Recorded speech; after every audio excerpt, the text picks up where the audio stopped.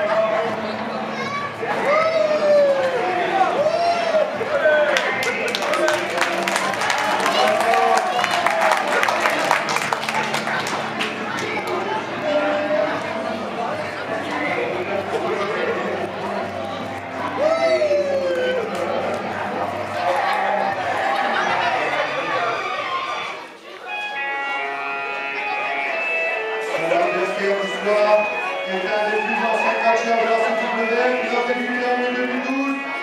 C'est un catcheur très technique et aérien. Il a un gabarit léger, il est revenu de sa pitié. Ses prises de finition et un style et l'Omega sont bien connus de ses adversaires. Il fait 1m75 pour 73 kg et ça ne l'a pas empêché de devenir une fois champion par équipe et une fois champion du monde de la CWF. Le campeur de la victoire, c'est un catcheur épuisé patient et méthodique. Il sert dans le moment pour protéger son adversaire. Pour le chemin spécialiste.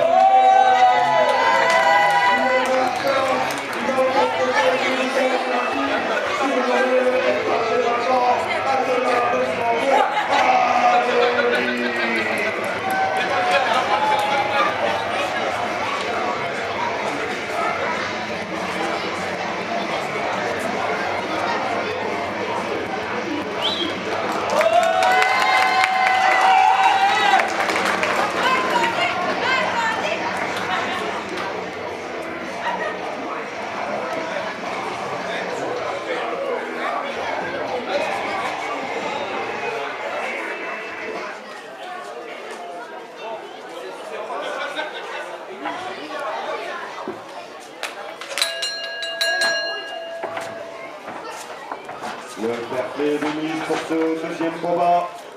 Les deux catcheurs ont choisi de s'encourager avant de se donner des coups l'un à l'autre.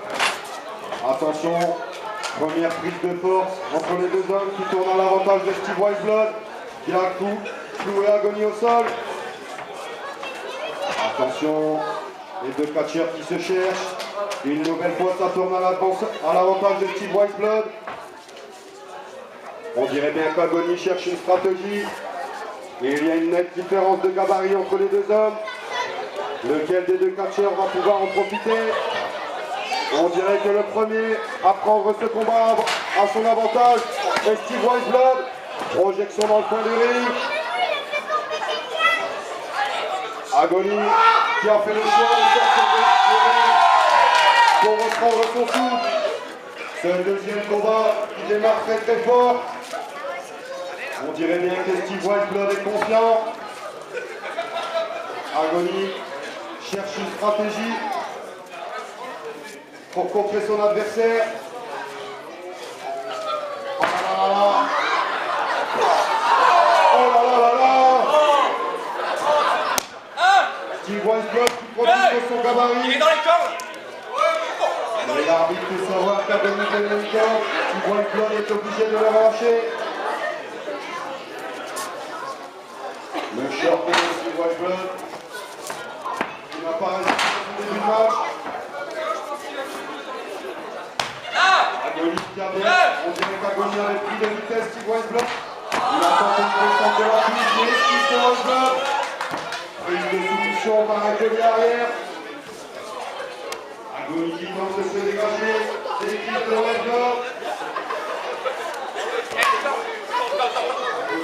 Encore. 1, 2, 3.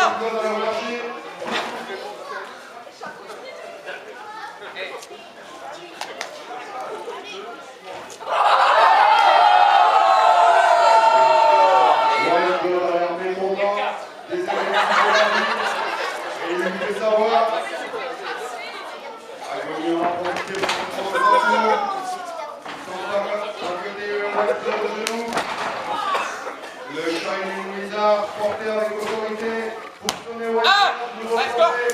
Cette fois-ci, c'est White Blood qui s'est emparé du corps.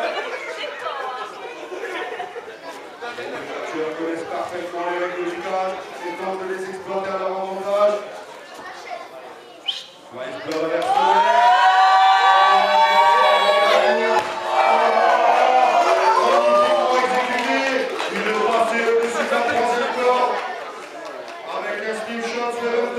pour sonner White Blood. Cette fois-ci, il l'a sorti du ring.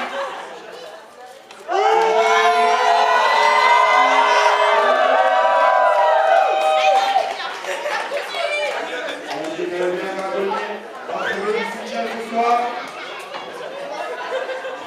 A-t-il réussi à recevoir ses fans? On sait que les fans de White Blood sont nombreux aussi.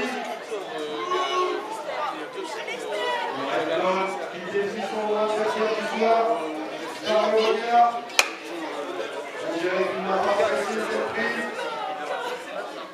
Il va tenter de rendre les coups à son adversaire.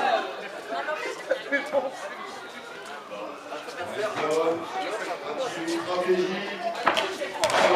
Le coup de la cavalière, qui peut Agonie au sol, les classiques de la CW, et qui porte toujours ses chevilles. Il va tenter de sonner son adversaire. Il monte sur un deuxième corps et tente de le sonner. 3, 4, On dirait bien que le 5, 6, 7, 8, 9, 10. On dirait bien que c'est la première fois.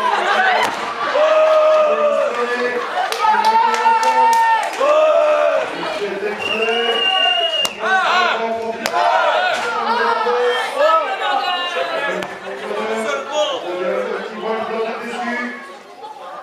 Il ne faut pas désespérer, il a commencé ce match très fort. Agonie, une nouvelle fois à l'extérieur du ring. Ça se passe dans le ring. Attention, il ne faudrait pas embêter la foule venue nombreuse ce soir. L'arbitre qui peine à se faire respecter. Ça se passe dans le ring. Attention, non. White Blood s'est emparé d'une chaise qui traînait sous le ring.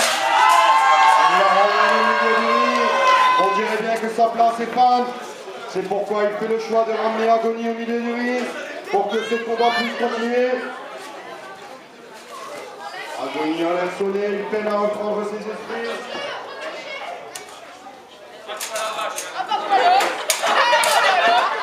Attention à la vache. Attention, les deux garçons ont trouvé des armes. On verra bien. C'est grâce à White Blood qui fait honneur à sa réputation de connaître. On sait qu'il a une prononcée dans le hardcore. Ils comptent bien le démontrer à Agonie sur la soir. Les deux marcheurs sont arrivés.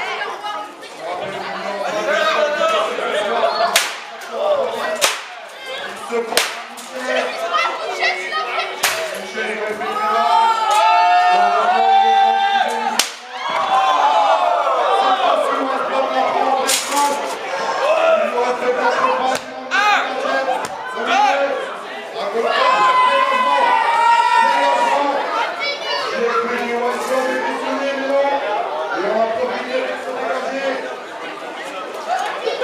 Agonie n'a pas été le moindre pour sonner son adversaire. Donc il est bien que ça réussit.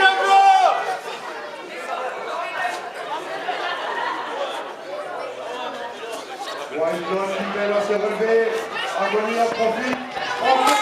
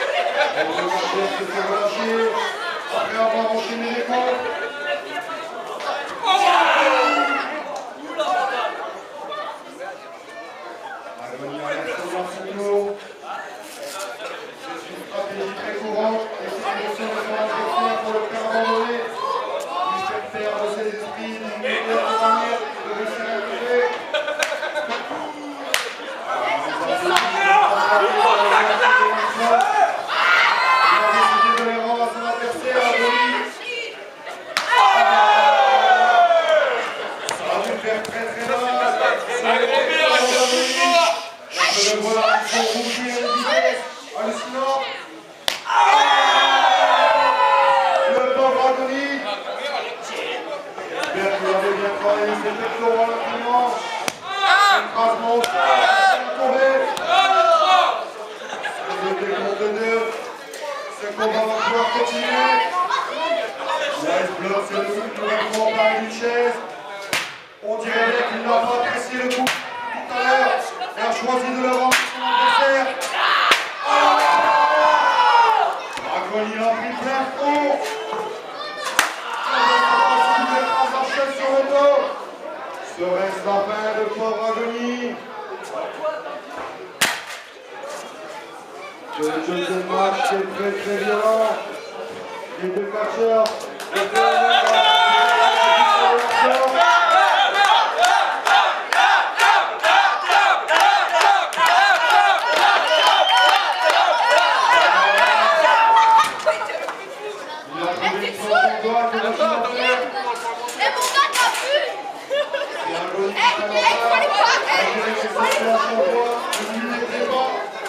Lui aussi a fait une petite idée derrière la tête.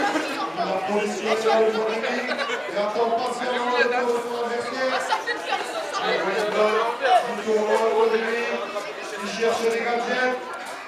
Un coup prononcé pour le hardcore. Écoute bien, nous l'illustrer une fois de plus ce soir. Que va-t-il trouver?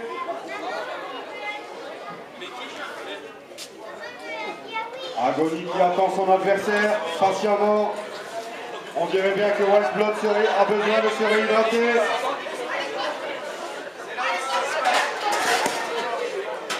Une fois de plus, il a trouvé une chaise.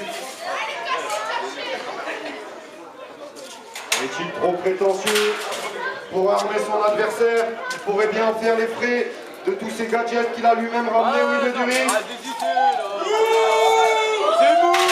Agony qui tente d'empêcher Wise Blood de faire son retour dans le ring. Nouvelle Artémie qui n'ont pas l'air de décourager Wise Blood, bien décidé à revenir. Agony qui tentait de le prendre de vitesse, mais Wise Blood n'a pas ressenti grand chose, on dirait. Nouvel étranglement. Attention, projection, le point du ring opposé. Il positionne une chaise. Que va-t-il en faire? Il l'a positionné. Peut-être va-t-il tenter le KDT. On dirait bien que ça en prend le chemin.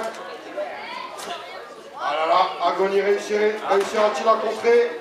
On dirait bien qu'il empêche Wise Blood de le positionner à sa guise. Et oui. Oh là là. Il tente de sonner Wise Blood grâce à cette chaise que Wise Blood a lui-même ramené au milieu du ring. Agony qui repositionne la chaise. On dirait bien qu'il a une petite idée derrière la tête. Oh là là! Il a cassé la table qu'il avait lui-même positionnée. Elle lui retombe dessus. Le pauvre Wise Blood. Agony va tenter d'effectuer et tomber. Wise Blood n'est toujours pas mort. Il a réussi à se dégager. Le combat va pouvoir continuer. Le suspense est à son compte. Ce deuxième combat qui tient toutes ses promesses. Malgré la différence de gabarit entre les deux hommes, ils se rendent coup pour coup. On dirait bien qu'Agony, cette première table ne lui a pas suffi. Il a choisi de ramener une deuxième planche en bois au milieu du ring. Que va-t-il en faire? Wise Blood a l'air d'avoir très très mal. Il tente de reprendre son souffle pendant le répit que lui laisse Agony. Cette fois-ci, c'est au tour de Wise Blood, au tour d'Agony, de chercher les gadgets au milieu du ring. Il a trouvé des tréteaux, une table en bois. On dirait bien qu'il va tenter de faire une table. Wise Blood a repris suffisamment son souffle pour se relever. Il a l'air d'avoir mal à l'épaule. Ah là là, Wise Blood a l'air d'avoir mal à l'épaule. Il tient debout grâce au compte. Agony bien décidé à en profiter. Et le troisième. Ah là là. Cette fois-ci, le troisième coup aura eu raison de Wise Blood qui s'effondre une nouvelle fois dans le coin du ring. Agony ne le laisse aucun répit. Il veut la victoire ce soir. Et il tente de profiter de ce moment de faiblesse de Steve Wise Blood. Weisblot complètement sonné, qui laisse son adversaire exécuter sa petite idée qu'il a derrière la tête. Il est en train de monter les Ferretto. On dirait bien oui. Il va tenter de monter une table et de faire payer l'addition au Weisblot. C'est les fans de Weisblot qui sentent ce petit moment de faiblesse et qui décident de l'encourager. On dirait bien que ça vient revenir des forces. Il s'est roulé sur Agoni, il tente de les sonner. Attention, oh là là, il lui a mis un coup, le poing serré, ça a dû faire très très mal sur le pauvre Agoni.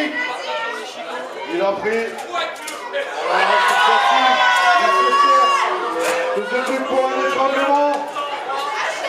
L'arbitre, il fait savoir qu'il n'a pas le droit. Agoni qui a le souffle coupé.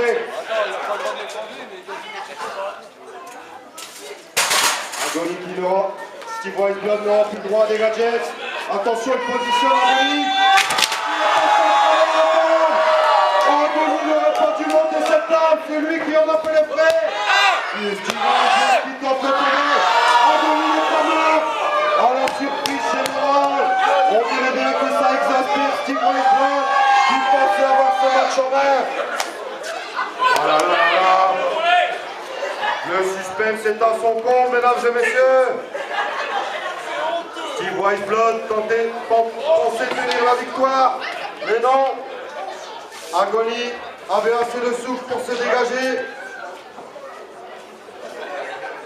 On dirait bien que Weisblot a une nouvelle idée derrière la tête. Oh là là là là. J'ai mal pour le pauvre Agoni. Il lui a probablement brisé la colonne vertébrale. Il tente.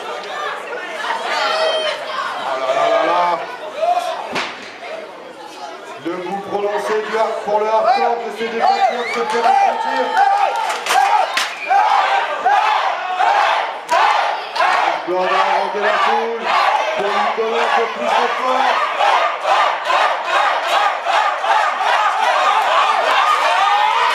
Oh là là, le skip d'Agoni.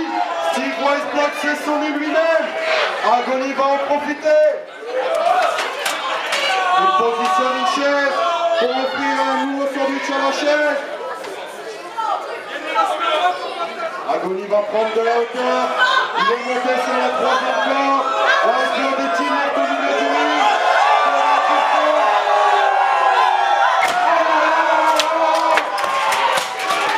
Le pauvre Weisblot. Agoni a donné de sa personne pour exécuter cette prise. Cherche-t-il la victoire.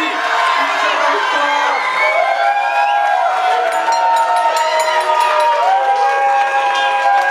Weisblot qui pensait tenir le match en main, mais c'est bien Agoni qui s'impose lors de ce deuxième match. Il a gagné une chance pour le main event. C'est le premier des 4 qualifiés. On peut applaudir le match.